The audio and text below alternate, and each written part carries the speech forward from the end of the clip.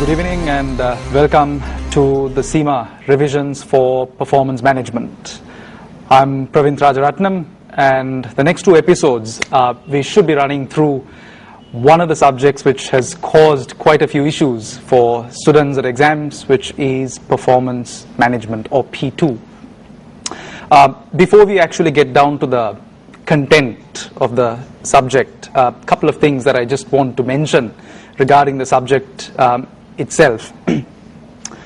Under the 2010 syllabus that Cima launched, this is one of those papers that has really shocked quite a few students, because this particular subject has a wide mix of both theory as well as calculations, and a lot of students get into the subject expecting it to be a numerical one, whereas the fact of the matter is you need to be very realistic and look forward to about 50% of numbers, maybe 50% theory, and in fact there's nothing for us to hide. The last exam diet was a bit of a shocker, where most students walked out of the exam saying, I think there was about 70% theory and about 30% numbers. So let's just hope this exam diet, it's going to be a little more calculation based, it will be a little more normal, which should be along the lines of what Cima has been hinting.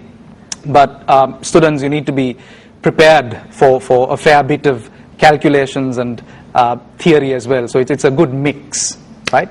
And getting down to the subject itself, well, all papers at the management level tend to have a similar sort of a structure, where you've got section A, where you've got 5 10-mark questions with mini scenarios, and section B, 2 25-mark questions, and the paper is 100% compulsory.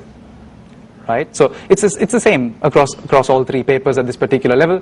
But looking at the syllabus content, if you take a look at the slide, you'll see the syllabus is split into 4 nice topics, and Cima tries to, of course, test it based on this particular weightage: pricing, product decisions, where you'll see things like CVP analysis and break even and limiting factor, all of that coming in. The second part of the syllabus, which is cost planning analysis for competitive advantage, little techniques which maybe students try to ignore, JIT, TQM, Kaizen, functional analysis, value analysis, few of those theory topics. So since those are topics that students don't tend to like too much, those are little bits that I will try to focus on over the next couple of episodes then.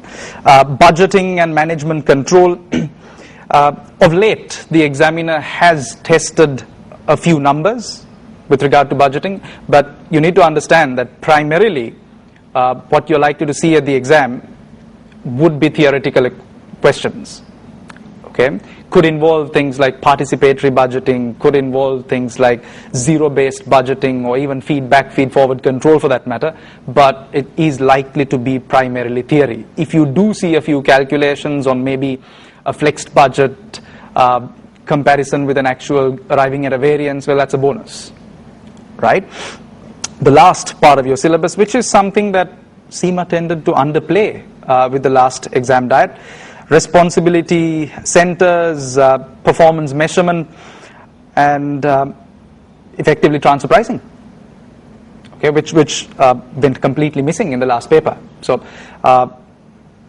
balance of probabilities, we are probably looking for a nice big question this time. Okay, so this is effectively our overall syllabus, and over the next couple of episodes, what I hope to do is just run you through a few of the basic concepts, so that you have a clear understanding, and maybe some of those areas which students do find a little difficult. Okay, it wouldn't be very practical for us to be running through past paper questions here, but hopefully that we should be able to run through a few of these problematic topics and clear out some of the problems that you have. And the first topic I'd really like to run through is learning curve. It's one of those topics which the examiner tends to test almost every single session, almost, right? And tends to be a bit of a bonus when students do see it. So what's learning curves? the definition in itself would simply say that the cumulative average time taken to produce output should reduce, right, as output doubles. Now, what is it in simple terms? In very simple terms, as employees keep repeating a task, they get better at it, right? So if they get better at it, they should be taking lesser and lesser time as they produce more and more output. And that is the basics of what learning curve actually focuses on. If you look at the slide, you'll see the standard definition right on top, and then the simpler version as a second point there. So cumulative average time per unit produced is assumed to fall by a constant percentage every time total output of the product doubles. So you're talking about maybe employees getting better at it and therefore taking 90% of the time taken to produce the first unit. And that just keeps continuing, right? So it's a constant percentage decrease in the time taken. And if you look at this in terms of numbers, just still on the slide, you'll see that 80% learning curve. And I've given you output and gone with the theory, given you a perfect doubling of output. Output's gone from 1 to 2, 2 to 4 units, 4 to 8, and you'll see output's continuously doubling. And average time taken for the first unit is 100 hours, and effectively the cumulative average taken for 2 units is 80 hours. So I've taken 80% of the 100 hours. And you move on to the next level of output, which is 4 units. It's been 80% of the cumulative average for 2 units. That should be 80 hours. So 80 multiplied by 80%, you end up with 64. So this trend just keeps continuing. And if by chance you really want to arrive at total time taken for production, it's a matter of multiplying the cumulative average, hours per unit, by the output. So you'll notice the third column there with information on hours and so on should be 100 multiplied by 1 unit. You have 100 hours taken in total. And the second value you see there is 160, which is 80 hours taken on average multiplied by 2 units. And as we go along, it's 64 hours taken on average multiplied by 4 units, then 51.2 hours taken on average multiplied by 8 units, and we keep going on. And you'll notice that the cumulative average time taken to produce a unit has continuously dropped, and it's dropped by 20% effectively. In other words, time taken is effectively 80% of the time taken for the previous output, right, on average per unit. So this is effectively what you look at as learning curve. And this is a very, very important concept, and it's quite important for a lot of organizations to understand that a learning curve exists, because at the point of launching their new products, chances are their production costs are very, very high. But once employees get used to producing the particular output, they should see time taken to produce the output drop quite drastically. And companies need to factor these things in when they set their selling price. Because if they set their selling price too high, chances are that the product will not sell, right? And sometimes companies actually try to launch products that already exist on the market. So they're trying to launch similar products, and it becomes a bit of a price war. Okay, so it's very important that they actually get their costing right, and learning curves form quite an important part of them determining their overall cost per unit. Okay, so this is with an 80% learning. And you look at the same thing. If we again focus on the slide, I've taken it to a 90% learning, the same concept pretty much. Output of 1, 2, 4, 8, 16, and 32. And you'll notice this time, cumulative average time taken for the second unit is 90% of what was taken for the first unit. So it's 90% for 2 units compared to the first unit, and 90% of time taken for the 2 units is what you'll see with 4 units. And this trend goes on. But what I really wanted to pinpoint by looking at this is a bit of a summary. I put the two side by side, and you'll notice that with an 80% learning, the average time taken for 2 units is 80. With a 90% learning, average time taken for 2 units is 90. And the total time taken for 2 units with 80% learning would be 160 hours. Whereas with a 90% learning, it's 180 hours. So this brings us to the question, which is better for an organization? Is it better if they see 80% learning? Is it better if you see 90% learning? Just simply focusing on these particular numbers, you look at the totals, it seems that taking 160 hours to produce 2 units in total under 80% learning compared to 180 hours for 2 units under 90% learning, companies, chances are, would pick 80% learning given a choice, because the time taken to produce the unit seems to be lower with 80% learning. Right, so this is a bit of a summary that we could look at, where we've got 80% and 90% learnings, what I've taken from the previous table. If you just look at the slide, you'll see that you've got both side by side, 80% learning and 90% learning. And average time taken for 2 units under 80% learning is about 80 hours, which basically means total time taken for 2 units works out to about 160 hours. Whereas with a 90% learning, average time taken for 2 units is 90 hours. And the total time taken, effectively 180 hours. Now, and if you make a comparison right throughout, you'll notice that average time taken to produce the output at 80% learning is continuously smaller than the average time taken to produce an output with 90% learning. And so is your total time taken. Total time taken under 80% learning always seems to be, in this case, smaller. Right? So effectively, the average time taken to produce an output with an 80% learning seems to be smaller. Okay? Which means the company should save quite a bit of time and money by going for an 80% learning given a choice. Right? So an 80% learning compared to a 90% learning seems better for the company. But it's not that companies always have this choice. So there's a range of factors that actually influence the rate of learning. So it could simply involve the level of training that has been provided to the employees. It could be the working environment. It could be the repetitive nature of the tasks. You take companies like Mini Cooper that manufacture cars. When they usually bring in a new model, chances are that the new model is worked on side by side with the existing models. And the chance of the employee being able to apply that learning is slightly lower, purely because they're working on all the models side by side, compared to a company which would simply only produce the new product from that point onwards, because they're just doing that particular task, they get much better at it.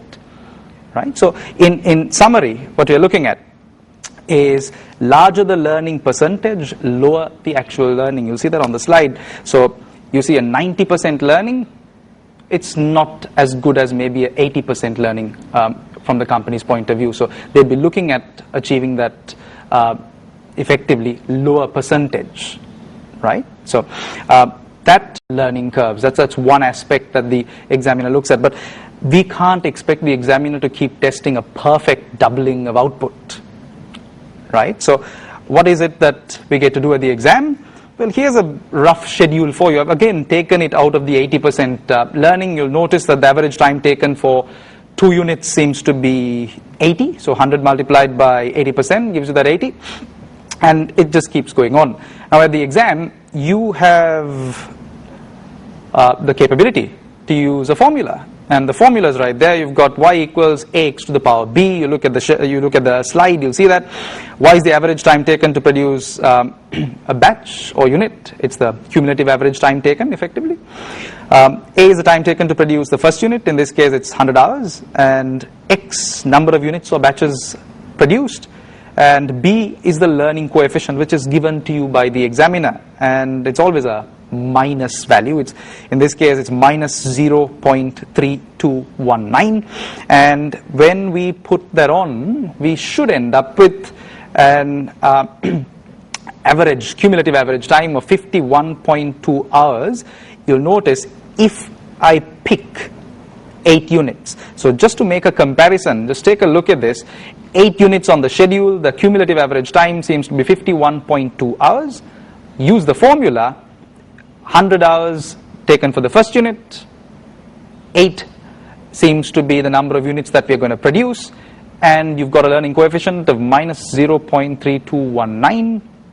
You have a cumulative average time taken of 51.2 hours to produce the 8 units. So simply using the formula does appear to give us this answer. So this is effectively what we end up using at the exam every time the examiner asks us to calculate the average time taken, or they ask for the total time taken to produce an output. Use the formula, get the cumulative average time taken, multiply it by the output, and you've got the total time taken to produce an output. So that's one aspect that the examiner tends to test. We'll go in for a short break, and when we get back, we'll look at the second half of what the examiner can test on learning curve.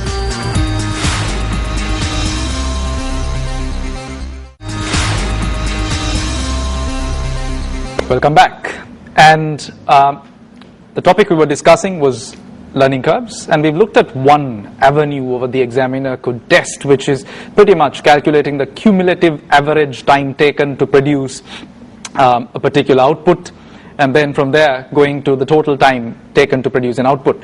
The second aspect that the examiner tends to test is calculation of a learning rate.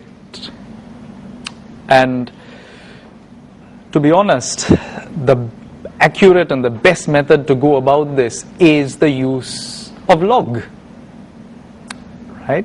That we tend to use log and anti-log to calculate the learning rate, but the good news is the Cima examiner does not expect you to have knowledge of log and anti-log.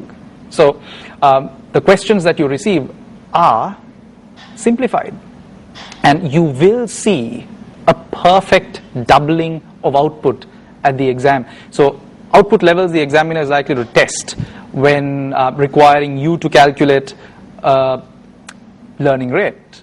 Could either be 2 units, 4 units, 8 units, 16, 32, 64, or 128. So it's always a perfect doubling of output, right? You're not going to get anything in between, which effectively helps us to use a bit of a shortcut. If we focus on the slide, you'll see a slightly different formula. It's not the y equals ax to the power b formula that you see normally used. This is a slightly different formula, and it's a bit of a shortcut to calculate your learning percentage. You'll notice cumulative average time taken for the nth batch. So it could be for 32 batches, it could be for 64 batches. But what's important is that you take the cumulative average time. Okay, and time taken for the first batch. We also need to look at the learning rate and the number of cycles. So what we hope to calculate here will be this particular learning rate. Okay, so the formula is effectively cumulative average time taken for the nth batch is equal to time taken for the first batch multiplied by the learning rate to the power number of cycles. So let's see how this works using an example. Very quickly, you'll notice I've given you outputs, again perfect doublings of output on this particular schedule. First unit takes 100 hours. Cumulative average time taken for 32 units is 59.049, right? And I have not told you what the learning rate is. In fact, I've picked this out of one of the previous schedules that we had looked at. Looking through what we need to do, now I've got my components. Time taken for the first batch is 100. Time taken for the nth batch, in this case for 32 units, is 59.049. That's the average time taken. And the third component that I need to calculate my learning rate would be the number of cycles. So how many doublings of output do we actually have? That's 1, 2, 3, 4, and 5. So output has doubled effectively 5 times. So moving on to how the formula should look, you'll see 59.049 is the time taken to produce 32 units, 100 hours taken to produce the first unit, and X would here effectively represent our learning rate, and I have 5 doublings of output, 5 cycles, right? If we solve this effectively, we'll need to take the 5th root of 59.049 divided by 100. You should end up with a learning rate of about 90%. So chances are the examiner is going to test the average time or the learning rate for 32 units, 64 units, 128 units, and generally doesn't go beyond that. None of the past paper questions have gone beyond that, and chances are we should see the same trend repeat. So this is effectively what you could basically expect at the exam. So 2 formulae, right? 2 formulae, one which we use for the calculation of the average time and the total time taken. A second one is to calculate the learning rate, right? So this is all done without really detailed knowledge of log and anti-log. So in summary, questions that the examiner does test. Just focusing on the slide, you'll see the variety that the examiner could test, calculating time or cost for a given output, right, which requires the use of that formula, y equals ax to the power b. Second is calculating the learning rate, which is when we use our second formula, which is cumulative average time taken for the nth batch, which is equal to time taken for the first batch multiplied by the learning rate to the power number of cycles. And the third possibility is calculating variances due to an incorrect learning rate. Now, there had been a few past paper questions which have specifically mentioned that the management accountant has used the incorrect rate of learning. And we've been given a separate rate of learning and asked to recalculate the variances, which is likely to give rise to what we call a planning efficiency variance in terms of labor and operational variances. So these are calculations that you're likely to see. So a small suggestion would be for you to spend some time on revising your variances as well, okay? Specifically your labor-related variances, okay? Because as far as the examiner is concerned, this represents assumed knowledge. So it's knowledge brought forward just to make sure that you are well and truly aware of your variances so that you could answer your learning curve questions, right? So that's one particular topic. It's learning curves. Hopefully this has cleared out any issues you've had on learning curves. And let's quickly move on to a second one. It is a theoretical topic, really. It's something that the examiner has tested a few times, and a bit of a bonus if you really focus on what the examiner has been testing. It is product life cycles and product costing. So I'm going to be looking at both of these side by side, and let me also try to bring in a few other theories, okay, like Kaizen and functional analysis, so that we recap those as we go along. Now, with product life cycle, you just look at the slide, you'll see you're looking at 4 basic stages, but let me talk about something that's not on this particular slide.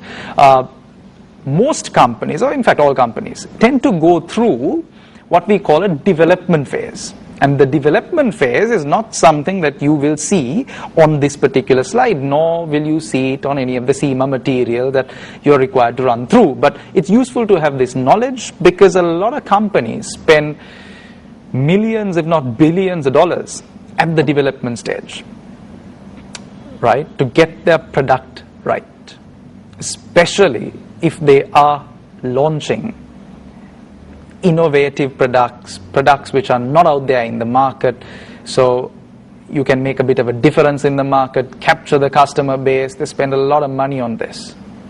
And if we relate it to other theories that you would have gone through, in terms of quality related costs, you should be able to link this to a conformance cost.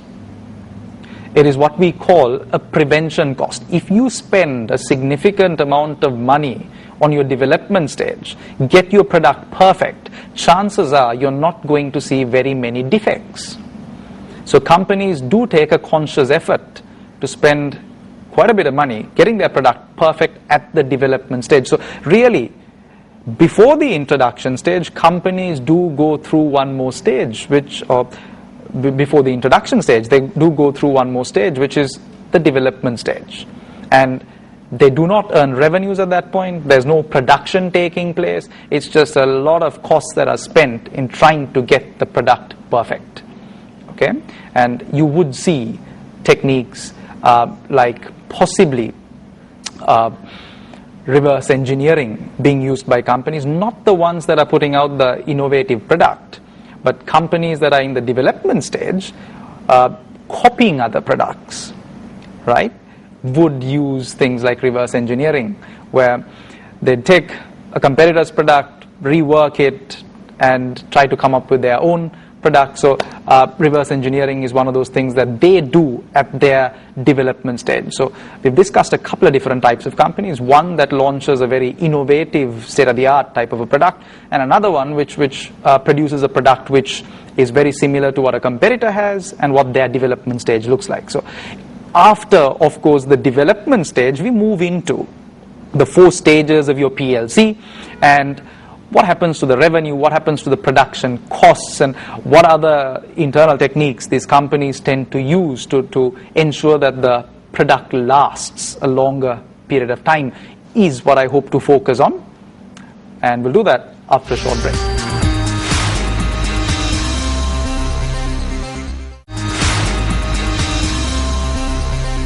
Welcome back. And we were working on or discussing the product life cycle, and we've just run through the pre-introduction stage. Really, it's the development stage. So let's start looking at the other stages. Just looking at the slide, you'll notice that introduction, you'll see sales rising rapidly. You'll see the same thing happening with growth. Maturity, things start flattening out a little, and then decline. Things don't look so great for the organization. But let's look at these stages individually. So if we look at an introduction stage, what would the pricing for the product really look like? And that depends on the type of product that we talk about. Now, for example, if we do say that you've got an innovative, state-of-the-art type of a product, like what usually happens with the mobile phones, every time Apple comes out with a new phone, they do something very unique about it. So when they launch these new products, they tend to charge an extremely high price, something which we refer to as market skimming. So it's an extremely high price that gets charged. But some, on the other hand, tend to launch products which are very similar to what you find on the market. So being very, very simple, we might call it copying. There's copies of products that are already on the market. In that sense, the price that they charge cannot be an extremely high price, because there's nothing unique about their product. There's nothing to draw the particular customer to the product at the higher price. So effectively, what do these so-called producers or suppliers do? They tend to charge a price which is very low, right? Something we would call a market penetration strategy used by the company, right? So it's effectively a very low price used. So 2 different prices which you might see at the introduction stage. One is market skimming, which is a very high price, and the other is market penetration, which is a very low price. And this really depends on the type of product that we talk about. So focusing on the slide, you'll see product is launched at either pricing based on market penetration, which is a low price, or price skimming being adopted. And this is what you'll see at the introduction stage.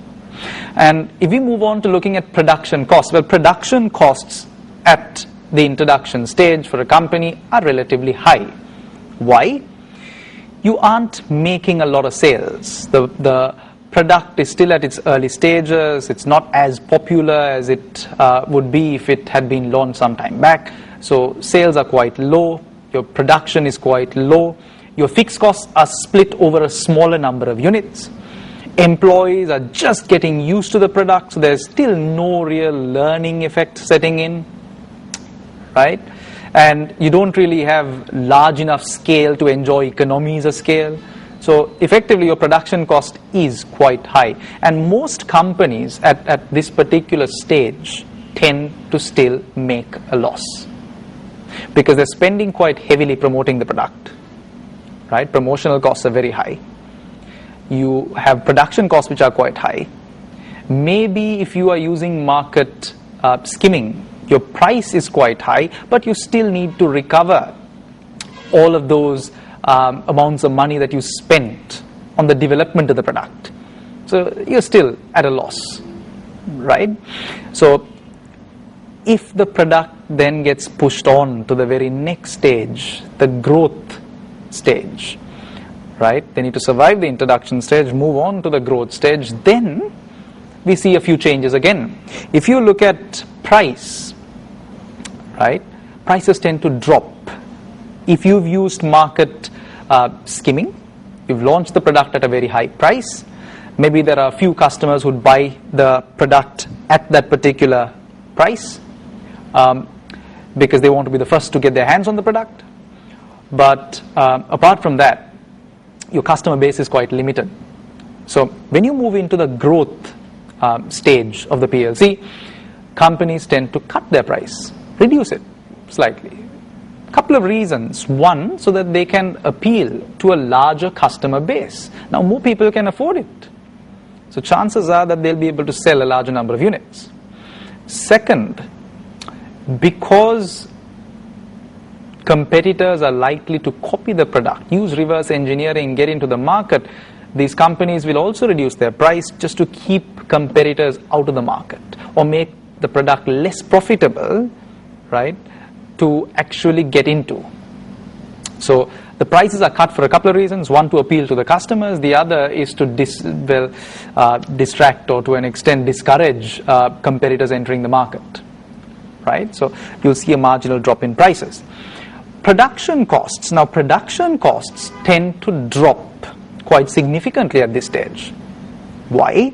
Well, you would see a large increase in your sales. With a large increase in sales, you will see quite a large increase in your output. So as output increases, your fixed cost gets split over a much larger number of units. You will also see economies of scale setting in. Added to that, you will also see learning effect coming into the picture. Employees have produced this product repetitively and they've gotten better at it. So your production cost per unit tends to drop drastically at this stage, and this is where companies enjoy significant profits. And the company is still spending money promoting their product, but they are still able to earn a significant profit at this stage, right? So that's our second stage on the PLC. Moving on to the third stage. So if the company is able to successfully work with their product through the first two stages, you'll then see the product moving into the third stage, which is maturity. Now at the maturity stage, it's quite simple to look at the product because the prices do not change much. They are quite stable because you launched an innovative product, you cut prices because competitors were coming in, so competitors started coming in towards the latter part of your growth stage, and now you've got your product, you've got the competitor's product, and probably all of them at a similar price. You do not want to cut prices anymore to start a price war. So prices are relatively stable, right? And you look at production costs, they're quite stable as well. The learning effect has come and gone. Employees aren't learning anymore. The time taken to produce the unit isn't dropping anymore. So things are quite stable, right? Promotional costs, well, not that high. You just keep the customer informed about the product. But with selling prices being stable, production costs being stable, you are looking at stable profitability. In fact, towards the latter part of your maturity stage, well, profits might even start to decline. Okay, so that would effectively be your third stage of the PLC. But this brings us to a couple of very, very important points. Now, some companies do give special offers on their product. And they do play around with price a little, but they try to keep it to a minimum. They don't want to overdo it. Right? So you might see one-off drops in prices. But at this stage, it's very, very important that you take advantage, right, of principles such as Kaizen, which is continuous improvement. Provided you can continuously improve, right, you should be able to ensure that there are at least marginal reductions in cost. Marginal reductions in cost, looking at things slightly differently, you might be able to drag this particular maturity stage slightly. Okay? You'll also see techniques like value analysis, functional analysis being carried out, just to ensure that you could tailor the product to the customer's requirements, remove any unwanted features of the product, and try to maintain your profitability, if not improve it. Right? So a couple of important other principles that could be used by companies at this stage, just to ensure that they have a bit of an advantage in terms of the cost. And the very last stage of the PLC would be your decline stage, where prices are probably at the lowest, and you'd see the marketing cost being kept to an absolute minimum. You don't really want to overspend in terms of the marketing costs, purely because demand for the product is dropping. Production costs probably have started to increase because demand for the product is now dropping. Fixed costs spread over a smaller number of units again. No further learning. Employees have switched to the next product that they're likely to produce, and effectively companies probably selling off products at a loss just to get rid of it, minimize their losses. Okay, that's the last stage of the PLC.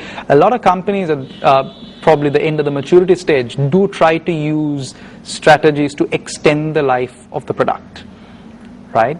But usually once they've gotten into the decline stage, they try to minimize the cost that they spend on the product, because it's likely to give them losses, right? So that is the PLC, and effectively what tends to happen over the PLC in terms of production cost, marketing cost, selling price, profits, losses, and a few concepts or principles that companies could use in terms of costs, right?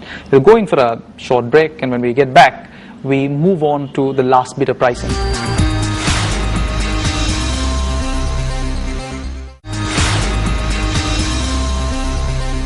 Welcome back. Right, so we've run through the PLC in detail, and just looking at the last bit of pricing. Now this is again a bit of a bonus in terms of what the examiner could test, and this is profit maximizing price.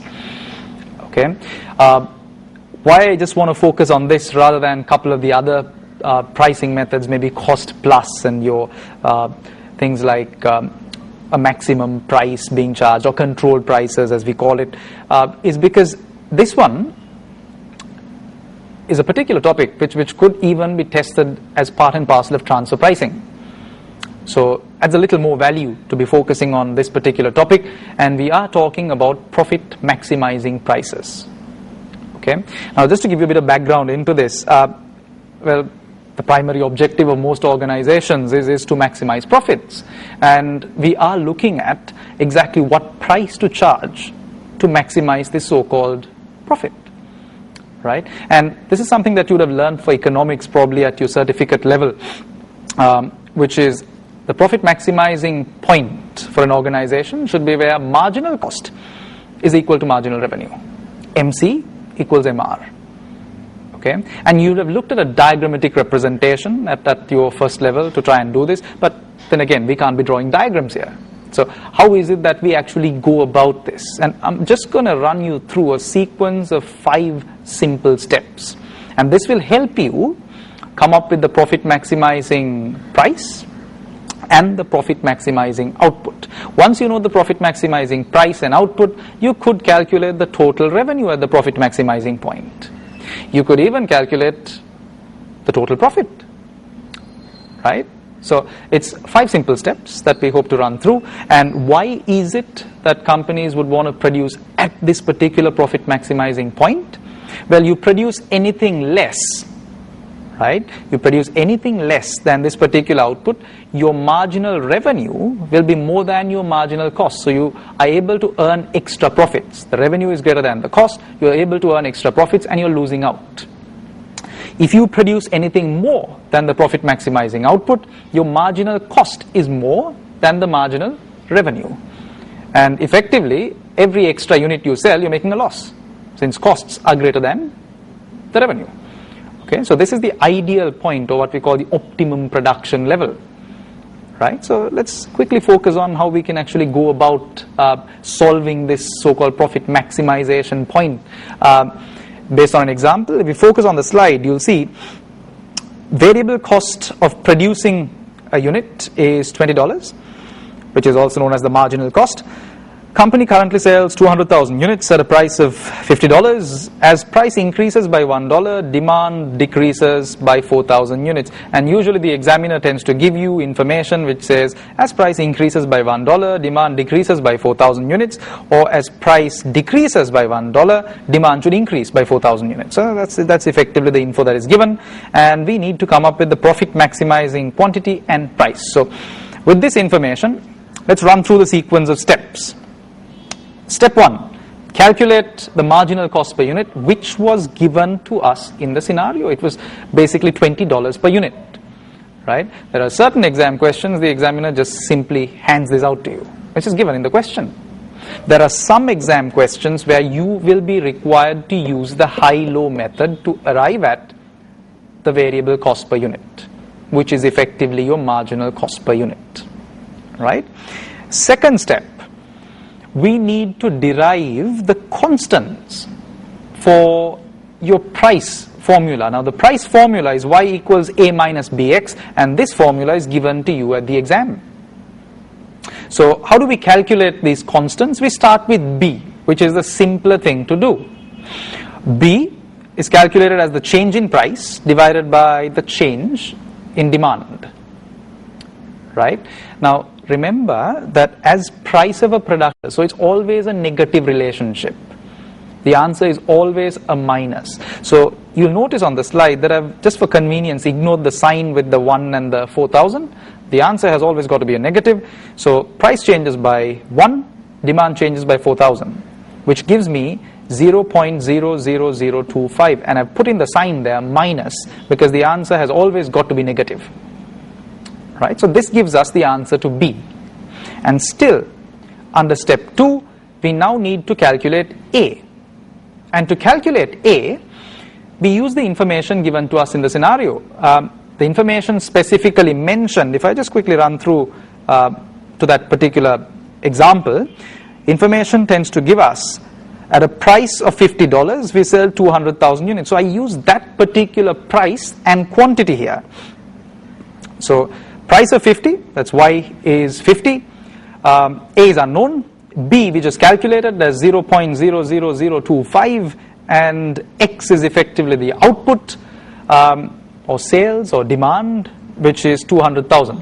So once we solve this equation, we should end up with a value of 100 for A. So looking at the price equation, then y is equal to 100 minus 0.00025x. Right? And we now have an equation for price, which is our second step. Third step, we calculate a marginal revenue equation. Okay, where we come up with the marginal revenue equation, and this again is given to you at the exam. MR is equal to A minus 2BX. Right? Now we have the price function, which is A minus BX, and A, remember, is 100. B is minus 0.00025, and the only difference here is that you have a 2 there. So you multiply that by 2, and giving us the MR equation, which is 100 minus 0.0005x. So once you know the price equation, it's just a matter of making a slight adjustment there to arrive at your marginal revenue function. And Once we have that, that's 100 minus 0.0005x, we move on to our fourth step, which is equating marginal cost and marginal revenue. Marginal cost, which we arrived at from the very first step, was 20. Marginal revenue, 100 minus 0.0005x. Solve this and you've got 160,000 for x, which is our profit maximizing output. Right? This is our profit maximizing output. And the fifth and final step is calculating the price at the profit maximizing output. If we go back to that original equation, y equals a minus bx, which is y equals 100 minus 0.00025 multiplied by output, and we know the profit maximizing output is 160,000.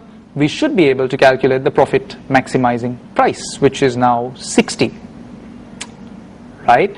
Once you get the profit maximizing price and the profit maximizing output, if you want the total revenue at the profit maximizing point, multiply the two. If you want the profit, you've got total revenue, deduct your total cost, and you should have your profit. Okay? So this is another aspect that gets tested either as a 10-mark question under section A, or could even be part of your transfer pricing question in section B. So a very important aspect, but it's relatively simple, bonus marks, topic that you should not really ignore. But when you do look through this bit of pricing, be aware of the limitations as well. You know, charging a profit maximizing price is well and truly fine, but it really depends on what competitors are doing. Could we charge a profit maximizing price of 60 if competitors were charging $50? Which stage of the PLC are we at?